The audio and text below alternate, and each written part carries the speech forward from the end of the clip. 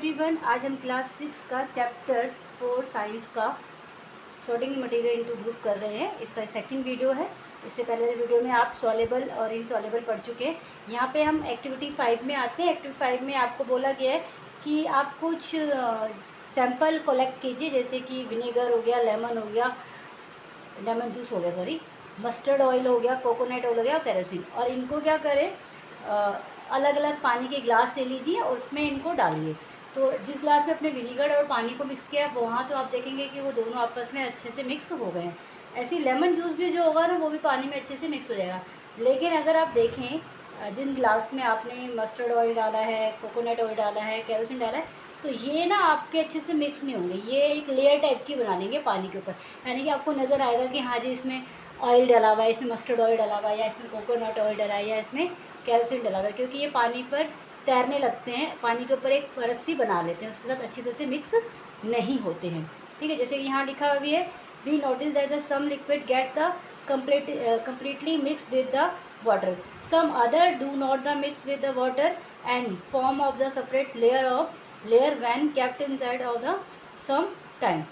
थोड़ी टाइम के बाद देखते हैं कि उसके ऊपर क्या, आप इसको स्टिल भी कर देंगे ना, तब भी क्या होगा, थोड़ी टाइम के बाद उसकी ना परत आ जाएगी। किसकी? ऑयल की, मस्टर्ड ऑयल की, केरोसिन ऑयल की, इनकी परत आ जाती है। फिर यहाँ पे आते हैं नीचे, some gases are the soluble in water. ऐसी कुछ गैसें भी क्या होती है, पानी के साथ मिक्स हो जाती है और कुछ नहीं होती है। जैसे कि आपकी जो ऑक्सीजन है ना, वो पानी के साथ अच्छे से मिक्स हो जाती है, और इसका मिक्स होना भी हमारे लिए क्या है, बहुत ज़रूरी है। क्यों? क्योंकि oxygen gas dissolve in the water is a very important for survival of animal and plants that live in a water. तो पानी में रहने वाले जो प्लांट होते हैं और जो जीव होते हैं, यानी कि ऑर्गेनिज्म होते हैं, उनके लिए वाटर में मिली हुई ऑक्सीजन जो होती है बहुत यूज़फुल होती है, क्योंकि वो वाटर में मिली हुई ऑक्सीजन का यूज़ करते हैं। इसलिए वाटर के अंदर ऑक्सीजन का मिलना बहुत ज़रूरी है। और ऑक्सीजन एक ऐसी गैस है जो वाटर के साथ अच्छे से क्या हो जाती है, मिक्स हो जाती है, सॉल्युबल हो जाती है, डिजॉल्व हो जाती है। फिर नेक्स्ट है आपका यहाँ पे, ऑब्जेक्ट में फ्लोट और sink in the water. Float मतलब कि जो ऐसे ऑब्जेक्ट, आपने फिर से ना काफ़ी सारे ऑब्जेक्ट लेने अलग अलग टाइप के, जैसे यहाँ पे आपकी पिक्चर दिख रही है, इस ग्लास के अंदर पानी है, पानी में आपने काफ़ी सारे ऑब्जेक्ट ना डाले हुए, जैसे कि यहाँ पे आपको की नज़र आ रही होगी, स्टोन नज़र आ रहे होंगे, कॉइन नज़र आ रहा होगा, कुछ फ्रूट्स और वेजिटेबल्स नज़र आ रही हैं। ठीक है, तो कुछ जो है वो होंगे आपके ऑब्जेक्ट होंगे, वो क्या होंगे, तले में चले जाएंगे, यानी कि ग्लास के देखो नीचे चले गए हैं। ठीक है, और कुछ जो है वो पानी के ऊपर ऐसे क्या कर रहे हैं, फ्लोट कर रहे हैं। तो ये तो आपके सिंक हो गए, और ये क्या कर रहे हैं, फ्लोट कर रहे हैं। तो यहाँ पे ये कि सिंक और फ्लोट के बारे में आपको पता चल गया। तो अगर आप देखो, यहाँ पे कुछ लिक्विड भी होते हैं जो पानी में क्या नहीं करते, फ्लोट नहीं करते। ठीक है, और मिक्स भी नहीं होते। अब जैसे अभी आपने ऑयल के बारे में पढ़ा था, ऑयल जो है वो मिक्स नहीं होता पानी के साथ, लेकिन क्या करता है, पानी के ऊपर एक लेयर बना देता है। लेकिन अगर आप ना हनी देखोगे ना, अगर हनी को पानी के अंदर डालोगे, हनी भी क्या लिक्विड फॉर्म में होता है ना, तो अगर हनी को आप पानी में डालोगे तो वो उसको फ्लोट भी नहीं करेगा, वो उसके साथ मिक्स भी नहीं होगा, सॉरी, वो उसके साथ मिक्स भी नहीं होगा, लेकिन वो क्या करेगा, नीचे जाके उसकी जो ड्रॉप होगी ना, पानी में नीचे जाके डूब जाएगी, तैरेगी नहीं। तो अगर हम देखें तो ये जो आपका हनी होता है वो पानी के साथ क्या नहीं होता, मिक्स नहीं होता ईजिली। और दूसरा क्या होता है, वो पानी में क्या होता है, डूब जाता है, मतलब कि सिंक हो जाता है। ठीक, तो अब यहाँ पे बूझो क्या बोल रही है, बूझो बोल रहा है, would like you to give him 5 example each of the object that float and the those that is, यानी कि आपने 5 ऑब्जेक्ट बताने हैं जो पानी में डूब जाते हैं और जो पानी में क्या करते हैं, सिंक करते हैं। ठीक है, सॉरी, पानी में सिंक करते हैं और पानी में क्या करते हैं, फ्लोट करते हैं। अगर हम वुड की बात करें तो वुड जो होती है वो पानी में फ्लोट करती है। ठीक है, स्टोन की बात करें तो स्टोन जो है पानी में क्या हो जाता है, डूब जाता है। ऐसे अगर हम कोई मेटल की चीज़ लेते हैं ना, वो पानी में क्या हो जाएगी, सिंक कर जाएगी। और कोई प्लास्टिक की चीज़ अगर हम लेंगे, वो पानी में क्या करेगी, फ्लोट करेगी। ठीक है, तो ऐसे आपने और भी ऑब्जेक्ट देने हैं। ठीक है, 5 आपने ऐसे देने जो सिंक करते हैं, 5 आपने जो देने जो फ्लोट करते हैं। फिर उसके बाद आता है आपका ट्रांसपेरेंसी। ठीक है, ट्रांसपेरेंसी का मतलब होता है कि आर पार देखना। ठीक है, तो कई ऑब्जेक्ट ऐसे होते हैं जिनके हम आर पार देख पाते हैं। यहाँ पे वैसे इन्होंने बहुत बड़ी स्टोरी टाइप की जैसे लिख रखी है, लेकिन सीधी सी बात हम बता दें आपको कि ट्रांसपेरेंसी का मतलब क्या होता है, जिसके आर पार आप देख सकते हो, वो ऑब्जेक्ट आपके क्या कहलाते हैं, ट्रांसपेरेंट कहलाते हैं। जैसे आप देखो यहाँ पे ये 3-4 चीज़ें दिख रही हैं, इसके आर पार आपको कुछ नहीं दिख रहा, तो ये क्या है, आपका ओपेक है। जिन ऑब्जेक्ट के आर पार आपको नहीं दिखता है वो ऑब्जेक्ट आपके ओपेक होते हैं, जैसे कि दीवार हो गई। अगर दीवार के पीछे कोई खड़ा है तो आपको नहीं पता चलेगा कि उसके पीछे कौन खड़ा है, ठीक है। तो दीवार आपकी क्या है, ओपेक है, ठीक है। ऐसी देखो ये जो है शीशा लेके, जो भी चीज़ लेके खड़ा है, इसके पीछे हमें इसकी शक्ल नहीं दिख रही है, तो ये ओपेक ऑब्जेक्ट है। इसके आर पार हमें दिख तो रहा है लेकिन धुंधला सा दिख रहा है, हल्का फुल्का सा दिख रहा है, क्लियर नहीं दिख रहा, तो ये हमारा क्या हो जाएगा, ट्रांसलूसेंट, ठीक है। और ये वाला ऑब्जेक्ट इसके आर पार हमें दिख रहा है, इसकी शक्ल नज़र आ रही है हमें तो ये हमारा क्या है, ट्रांसपेरेंट, ठीक है। तो यहाँ पे हम पढ़ेंगे ट्रांसपेरेंस, ट्रांसलूसेंट और ओपेक। तो अब देखो ये डब्बे दिख रहे हैं आपको, डब्बे में रखी हुई चीज़ें दिख रही है, तो ये आपके क्या हैं, ट्रांसपेरेंट डब्बे हैं, ठीक है, जो क्यों, क्योंकि इसके आर पार दिख जाते हैं। फिर उसके बाद हम सीधा इधर आते हैं, जो इसमें लिखा हुआ है ना वो मैंने बता दिया, फिर भी आप पढ़ना चाहे तो पढ़ सकते हो। You might have to play the game, जब आप गेम खेलते हो तो आप छुपने के लिए, यानी कि हाइड एंड सीक गेम खेलते हो तो आप छुपने के लिए कौन सी जगह देखते हो, ऐसी जगह देखते हो जिसके आर पर आप दिख रहे हो, या ऐसी जगह जिसके पीछे छुपने से आप दिखते नहीं हो। जाहिर सी बात है आप किसके पीछे छुपते हो, जिसके पीछे छुपने पर आप दिखोगे नहीं। तो आप कौन सा ऑब्जेक्ट चूज़ कर रहे हो, ओपेक ऑब्जेक्ट चूज़ कर रहे हो छुपने के लिए, ठीक है। Behind, hide the behind and glass window, आप ग्लास विंडो के पीछे नहीं छुपोगे, क्योंकि ग्लास विंडो के पीछे आप क्या हो जाओगे, नज़र आ जाओगे, क्योंकि ग्लास विंडो तो क्या है, ट्रांसपेरेंट है ना, तो आप ऐसी जगह तो छुपोगे नहीं। Obviously not as a your friend can be can see through that and the spot, आप पकड़े जाओगे क्योंकि अगर आप ट्रांसपेरेंट के पीछे छुपते हो तो। Can you see thought all the material, आप बाकी और मटीरियल के बारे में बात कर सकते हैं कि कौन कौन से आपके वो होते हैं जिसके आर पार आप देख सकते हो। दो सब्सटेंस और the material through which things can be the see are called a transparent, तो ये आपका ट्रांसपेरेंट की क्या दे दी उन्होंने, डेफिनेशन दे दी है, ठीक है, कि वो सब्सटेंसेस जिनके आर पार आप देख पाते हो, जिनके आर पार दिख जाता है, वो सब्सटेंसेस क्या कहलाते हैं, ट्रांसपेरेंट कहलाते हैं। अब यहाँ पे ट्रांसपेरेंट के ना कुछ एग्जांपल दे रखे हैं, जैसे ग्लास ट्रांसपेरेंट होता है, वाटर भी ट्रांसपेरेंट होता है, एयर भी ट्रांसपेरेंट होती है ना। अब एयर देखो आप आपने आसपास चीज़ें दिख रही है ना आपके, लेकिन आप जिन चीज़ों को देख रहे हो ना, आपके बीच में और उन चीज़ों के बीच में एयर होती है, तो आप क्योंकि आर पार देख पाते हो तो इसका मतलब एयर भी क्या है, ट्रांसपेरेंट है, ठीक है। Some plastic are example of the transparent, कुछ प्लास्टिक भी होते हैं, वो क्या होते हैं, ट्रांसपेरेंट होते हैं मटीरियल्स। जैसे कि आप शॉपकीपर के पास जाते हो, usually prefer to the keep the biscuit, sweet and the other eatables in the transparent containers, तो जो भी हमारे शॉपकीपर होते हैं वो अपनी जो सामान होता है उनको ट्रांसपेरेंट कंटेनर में रखते हैं, जिससे कि ईजिली जो वो होते हैं लोग होते हैं वो उसको पहचान सकें और देख सकें। Plastic so the buyers can easily see this item, ठीक है, जिससे कि जो बायर्स होते हैं, ख़रीदार होते हैं, उनको अपनी जो आइटम्स होते हैं वो ईजिली नज़र आ जाए। फिर on the other hand there are the some materials to which you are not able to see, कुछ ऐसे ऑब्जेक्ट होते हैं जिनके आर पर आप नहीं देख पाते हैं। These materials are called a opaque, ऐसे ऑब्जेक्ट जिनके आर पर आप नहीं देख पा रहे हो वो ऑब्जेक्ट ओपेक कहलाते हैं। You can not the tell what is the kept in the close window box, जैसे कि आप वुडन बॉक्स देखते हो, वुडन बॉक्स के अंदर आगे आर पार नहीं देख पाते हो, कार्डबोर्ड का कोई कार्डबोर्ड होगा उसके आर पार नहीं देख पाओगे, कॉटन के आर पार भी नहीं देख पाओगे। मेटल्स कंटेनर, अगर कोई मेटल का कंटेनर उसके भी आर पार आप नहीं देखोगे। Wood, cardboard and the metals, ये सारे आपके क्या हैं, ओपेक ऑब्जेक्ट हैं।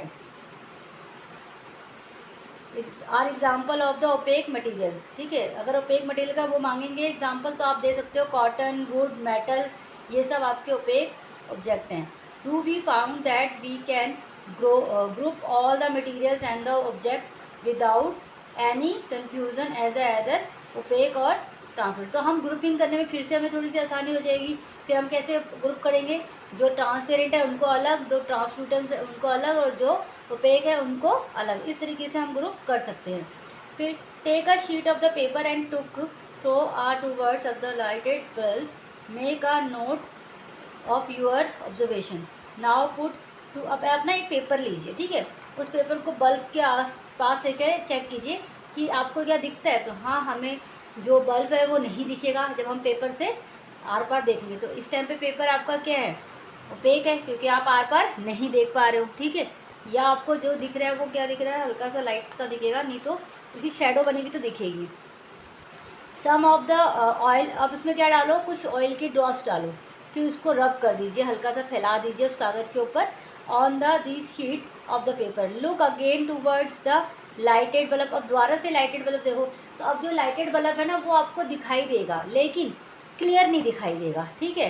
That are portions of the paper of the which that oil has been separated, do यानी कि जब आप ऑयल को फैला देते हो, do you find that the bulb is more clearly visible than before, यानी कि आपको पहले हल्का फुल्का बल्ब दिख रहा था लेकिन अब पहले से थोड़ा और क्लियर दिखेगा, ठीक है। But can you see clearly through the oiled paper, लेकिन ऑयल पेपर से भी इतना क्लियर दिखेगा नहीं, दिखेगा तो सही लेकिन क्लियर नहीं दिखेगा। Is the everything on the other side of the visibles, perhaps not, the materials और which object can be the seen but not clear are now as a translucent. तो ऐसे ऑब्जेक्ट जिनके आर पार दिखता तो है लेकिन क्लियर नहीं दिखता, उन ऑब्जेक्ट को हम क्या बोलते हैं, ट्रांसलूसेंट बोलते हैं, ठीक है। ट्रांसलूसेंट में आपका बटर पेपर आ जाएगा, बटर पेपर के ना आर पार आपको दिखता तो है लेकिन क्लियर नहीं दिखता है। Remember the oil patch on the paper when you state, ये तो रहने देते हैं, इतना खास नहीं। आगे आते हैं यहाँ पे। अब पहेली क्या करती है, पहेली suggested covering the glass of the torch with your palm at the dark place, switch on the torch and observe the other side of the palm. She want to now whatever the palm of your hand is opaque या transparent या transparent. अब उसने क्या किया, एक torch लिया और torch को ना ऊपर ऐसे हाथ रख दिया, टॉर्च का जो कांच वाला एरिया होता है ना जहाँ से लाइट जाती है बाहर, उसके ऊपर उसने क्या कर दिया, उसको ऐसे ढक दिया। और टॉर्च को जब ऑन किया ना तो अब वो कह रही है कि ये जो हाथ है मेरा ये कौन सा है, ट्रांसपेरेंट है, ट्रांसलूसेंट है या ओपेक है। तो जाहिर सी बात है इसके आर पर लाइट जा नहीं रही है ना, रुक गई लाइट। तो ये जो हाथ है ये क्या है, ओपेक है, क्योंकि इसके आर पार हमें नहीं दिख रहा, लाइट नहीं दिख रही ना, तो इसका मतलब कि भी ये क्या है, एक ओपेक है। हमारा हैंड क्या होगा, वो ओपेक ऑब्जेक्ट होगा। We learn that the materials different in their appearance and the, हमने इस चैप्टर में क्या लर्न किया कि जो हमारे मटेरियल्स होते हैं ना वो डिफरेंट अपीरियंस के होते हैं, ठीक है। एंड दे मिक्स इन, कुछ इनमें से वाटर के साथ मिक्स हो जाते हैं, कुछ नहीं होते हैं। अदर लिक्विड दे में फ्लोट, कुछ फ्लोट करते हैं पानी में, कुछ नहीं करते हैं, कुछ सिंक कर जाते हैं। वाटर में भी ट्रांसपेरेंट, कुछ ट्रांसपेरेंट होते हैं, कुछ ओपेक होते हैं, कुछ ट्रांसलूसेंट होते हैं। Material can be the grouped on the basic similarity और अ डिफरेंसेस इन देयर प्रॉपर्टी। तो जो भी मटेरियल्स होते हैं ना उनको हम ग्रुप कैसे करते हैं, उनकी सिमिलरिटी के अकॉर्डिंग या फिर उनके जो उनमें वो होती है उनकी, रुक जाओ एक बार वो पढ़ लेते हैं कि we learn to flowed of the sink of the transparent opaque of the material can be the group. हम यानी कि किसी मटेरियल को ग्रुप करने, यानी कि जो अलग अलग मटेरियल की चीज़ें होती हैं उनको ग्रुप करने के लिए हम क्या करते हैं, उनकी बेसिक सिमिलरिटी क्या है उनके बीच में और उनके बीच में डिफरेंसेस क्या है, उस प्रॉपर्टी के आधार पर हम क्या करते हैं, उनकी ग्रुपिंग करते हैं, ठीक है ना। जैसे कि आप देखो कुछ लिक्विड फॉर्म के होते तो लिक्विड वालों को अलग कर दिया, कुछ सॉलिड फॉर्म के होते उनको अलग कर दिया। फिर उसके बाद हम देखते हैं कि जिनकी शेप एक जैसे उनको अलग कर दिया, ठीक है। अब जैसे कि कुछ ट्रांसलूसेंट है उनको अलग कर दिया, कुछ ट्रांसपेरेंट है उनको अलग कर दिया, कुछ पानी में फ्लोट कर रहे हैं उनको अलग कर दिया, कुछ सिंक कर जा रहे हैं उनको अलग कर दिया। तो इस तरीके से हम उनकी क्या करते हैं, ग्रुपिंग करते हैं। अब वो कह रहे हैं कि भी और क्या पढ़ा हमने इस चैप्टर में, तो हमने कहा है कि भी ग्रुपिंग करने से फ़ायदा क्या होता है। तो ग्रुपिंग करने से देखो फ़ायदा क्या होता है, हमें चीज़ें ईजिली क्या हो जाती हैं, हमारे को आरामदायक हो जाता है, सामान को ढूंढने में आसानी हो जाती है। दूसरा उन चीज़ों पर स्टडी करना भी क्या हो जाता है, हमें आसानी हो जाती है, क्योंकि हमें उनकी प्रॉपर्टियाँ पता चल चुकी होती हैं, ठीक है। तो सेम प्रॉपर्टी वाली चीज़ें एक साथ रखी जाती हैं। जैसे कि आप किसी जनरल स्टोर पे चले जाइए, ठीक है। अब जनरल स्टोर पे तो बहुत सारी चीज़ें मिलती है ना, तो अब जनरल स्टोर में क्या होता है, आपने मांगा साबुन, ठीक। अब साबुन उन्होंने दालों के साथ सबके साथ मिक्स करके रखा हुआ है, तो पहले तो उनको ढूंढने में टाइम लगेगा, क्योंकि वो एक ही, या फिर आप ऐसा करो एक बड़ा सा डब्बा ले लीजिए, उसमें आप बहुत सारी चीज़ें रख दीजिए, उसमें आप साबुन भी रख दीजिए, दाल भी रख दीजिए, कोलगेट भी रख दीजिए, ठीक है, ऑयल भी रख दीजिए, शैम्पू भी रख दीजिए, ठीक है। अब आपको बोला गया कि ऑयल दे दो, अब आपको टाइम लग रहा है, आप कभी तो साबुन उठा ले रहे हो अपने हाथ में, कभी शैम्पू उठा ले रहे हो, कभी दालें उठा ले रहे हो, लेकिन आपको अब इसमें टाइम वेस्ट हो रहा है। तो आप क्या करोगे, इनके कॉलम बना दोगे, ठीक है, कि कॉलम बना दोगे कि भाई एक कॉलम में आपने साबुन रखे हुए, एक कॉलम में आपने दालें रखी, एक कॉलम में शैम्पू रखे, एक में कोलगेट रखे। अब जैसे किसी ने मांगा तो आपने फ़ौरन साबुन वाले कॉलम में गए और वहाँ से उठा लिया। तो इससे आपका जो वो होता है वो कन्वीनियंस हो जाता है, ईजिली हो जाती है। तो इसलिए हम क्या करते हैं, ग्रुपिंग करते हैं। इसलिए और इनकी स्टडी करने के लिए भी हमें ग्रुप जो होते हैं हेल्प करते हैं। देखो यहाँ लिखा हुआ भी है, we need to group materials in everyday life. We often group materials for our convenience. At the home, we usually store things in the such as a manner that the similar object, जो एक जैसे object होते हैं उनको एक साथ रखते हैं, are the placed together, such as the arrangement of the help of the locate them easily, जिससे कि हमें easily मिल जाते हैं.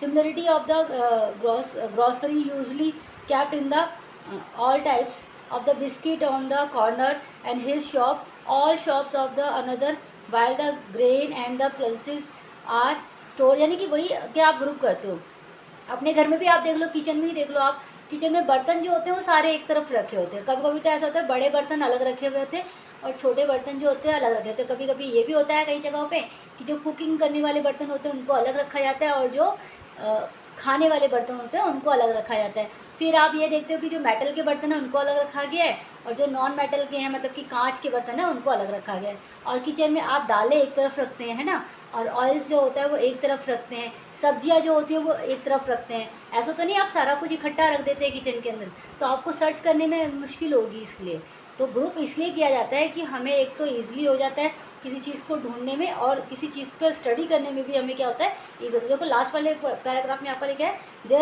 There is another reason why we found such as a grouping useful.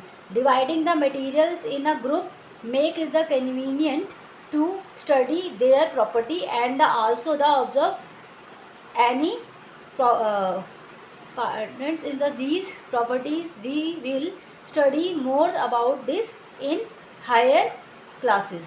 बाकी आप आगे की क्लासेस में पढ़ोगे इसके बारे में, इनकी जो प्रॉपर्टीज़ है ना, जो मटेरियल्स हैं उनकी प्रॉपर्टीज़ के बारे में ना आप आगे की क्लासों में पढ़ोगे.